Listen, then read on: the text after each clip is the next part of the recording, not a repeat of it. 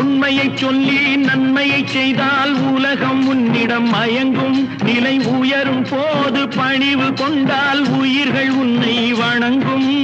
உண்மை என்பது அன்பாகும், பெரும் பணிவு என்பதும் பண்பாகும்.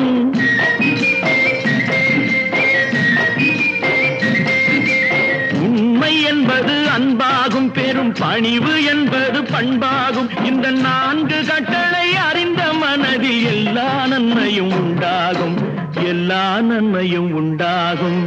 6 மனமே 6 அந்த ஆண்டவன் கட்டளை 6. 6 மனமே 6 அந்த ஆண்டவன் கட்டளை 6.